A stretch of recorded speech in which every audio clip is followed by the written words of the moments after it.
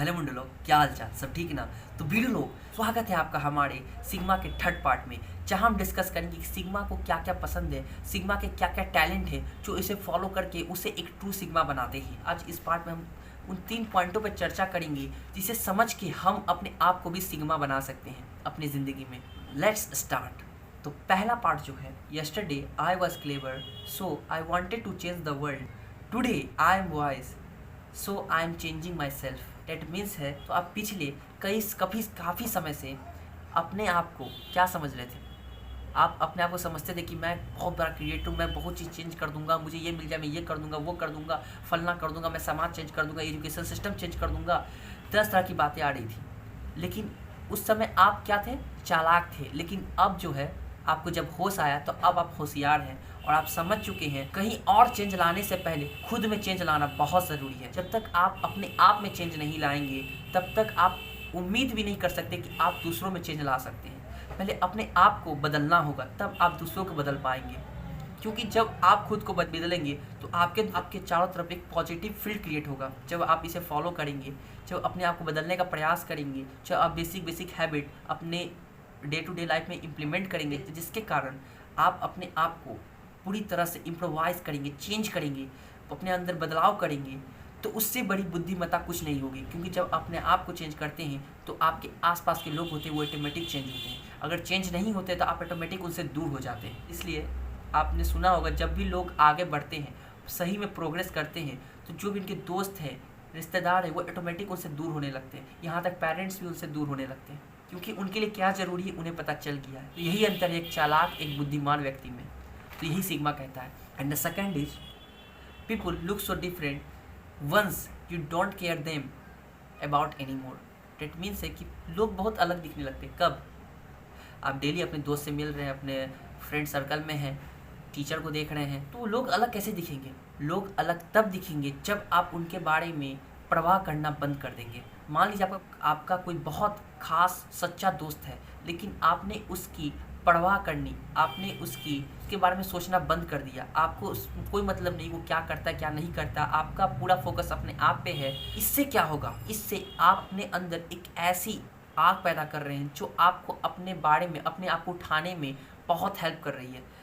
लेकिन उस समय जब आप अपने दोस्त को देखेंगे तो आपका जो उसको देखने का नज़रिया होगा, जिसके प्रति आप पहले परवाह करते थे, अब आप वो सब करना बंद कर देंगे। वो आपको बहुत डिफरेंट लगेगा, क्योंकि लगेगा कि हाँ एज अ फ्रेंड है, डेट्स इट।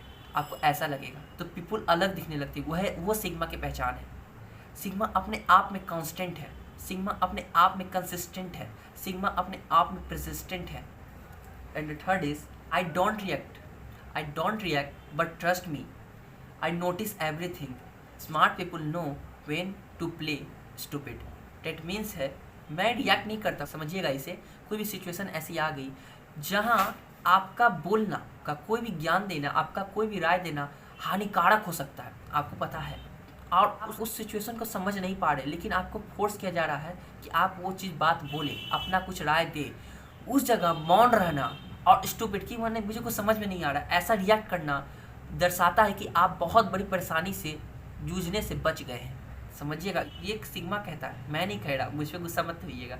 सिग्मा कहता है कि ऐसे कोई सिचुएशन आ गई जिसमें आप बहुत मुश्किल है, जिसमें बोलना ना बोलना मरने के समान है, बोलूँगा तो भी मरूंगा, नहीं बोलूँगा तो भी मरूंगा, तो आप रिएक्ट ना करें। लेकिन साहब किसी और को भरोसा ज़रूर होगा कि इसे पता है लेकिन ये बोल नहीं रहा, अगर बोलेगा तो मरेगा ज़रूर।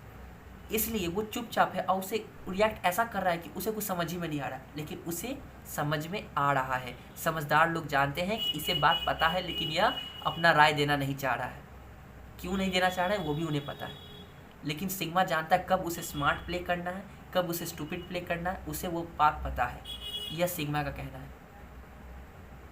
तो ये चीज़ आप अपने अंदर कैसे इम्प्लीमेंट करेंगे? थोड़ा डिफिकल्ट होगा। इसे अपनी लाइफ में इम्प्लीमेंट करने में आपको समय लगेगा, बहुत समय देना होगा, लेकिन आप इसे आराम से इम्प्लीमेंट कर सकते हैं। इसके लिए अपने आप को काम रखना होगा, सिचुएशन को समझना होगा, बहुत कम बोलना होगा, ज़्यादा सुनने का प्रयास करना होगा, समझना होगा कि सिचुएशन में हमारे पक्ष की पार्टी कौन है, विपक्ष की पार्टी कौन है। पक्ष की पार्टी से हमारा कोई लेन देन तो नहीं, विपक्ष की पार्टी से हमारा कोई लेन देन तो नहीं। अगर हम इसके पक्ष में बोलेंगे तो कहीं यहाँ मेरा नुकसान ना हो जाए, कहीं हम उसके पक्ष में बोले कहीं यहाँ मेरा नुकसान ना हो जाए। इस तरह के सिचुएशन को तोलने मोलने के बाद जब अपनी राय देना चाहे ना देना चाहे, वहाँ आप स्टूपिड प्ले करना चाहते हैं, स्मार्ट प्ले करना चाहते हैं, वो सिग्मा डिसाइड करेगा। अब वो सिग्मा रूल आप लगा रहे हैं अगर आप वो चीज़ फॉलो कर रहे हैं। बहुत आसान सा चीज़ है, लेकिन थोड़ी डिफिकल्ट है, लेकिन आप धीरे धीरे प्रैक्टिस करेंगे तो आपको समझ में आएगा कहाँ फ़ायदा कहाँ नुकसान है। और कोई पक्ष छोड़ के जाएंगे, किसी पक्ष में बोलेंगे, नुकसान तो होना ही है ना। आपका दोनों पक्ष से, आपका एक पक्ष है, दो पक्ष है, आप बीच में खड़े हैं। अगर आप इसके पक्ष में जाएंगे तो यहाँ से नुकसान होगा क्योंकि आपका दोनों से लेन देन है। अगर इसके पक्ष में जाएंगे इसका नुकसान होगा। इंडिया क्या कर रहा है अभी के समय? सिग्मा प्ले कर रहा है। वह नहीं इसके पक्ष में ज़्यादा झुक रहा है, न ही इसके पक्ष में ज़्यादा झुक रहा है। तो यह डिसाइड करता है, यह डिसीजन मेकर होता है कि हाँ आप किसके पक्ष में ज़्यादा बोलना चाह रहे हैं। इसलिए कम बोलना और किसके पक्ष में कितना बोलना ये भी पता होना चाहिए, जिससे कारण आपको आने वाली डिफ़िकल्टी पता होनी चाहिए कि अगर मैं ये बात बोलूँगा इससे कारण क्या क्या प्रॉब्लम मेरे सामने खड़े हो सकते हैं। जब आपको ये सब बात पता है तो आप आराम से डिसीजन लेना चाहे नहीं लेना चाहे वो आपके हाथ में है। आप चाहे तो मौन रह के भी अपना बहुत अच्छा प्रदर्शन कर सकते हैं। आप बहुत ज़्यादा नर्वस हो गए हैं, आप बहुत ज़्यादा हड़बड़ाए हुए हैं, उसमें कोई भी डिसीजन मत लीजिए।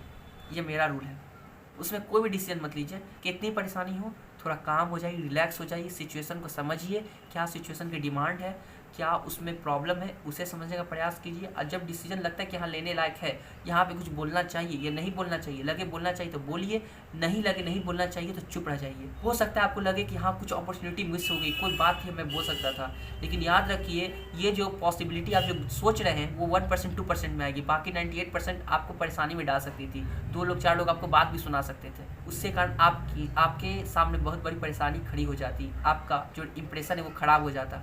तो वहाँ ना बोल के आपने एक स्पेस छोड़ दिया जिससे कारण आप जब चाहे वहाँ उस जगह पे बोल सकते हैं। तो डेट्स इट। तो आशा करता हूँ जो भी सिग्मा पॉइंट मैंने इस पार्ट में डिस्कस किए हैं वो आप भली भांति समझे होंगे। तो बस आप अगर इसे 0.1% भी अपनी लाइफ में इम्प्लीमेंट करते हैं तो वह मेरी सक्सेस होगी। और जो इसे फुल्ली तरह मेमोराइज करके अच्छी तरह से 2 या 3 बार वीडियो देख के समझ लिए होंगे और उसे एक एक करके इम्प्लीमेंट करने का कोशिश कर रहे होंगे, वहाँ मेरी डबल सक्सेस है। तो मिलते हैं किसी और पार्ट में, तब तक के लिए धन्यवाद। जय हिंद, जय श्री राम।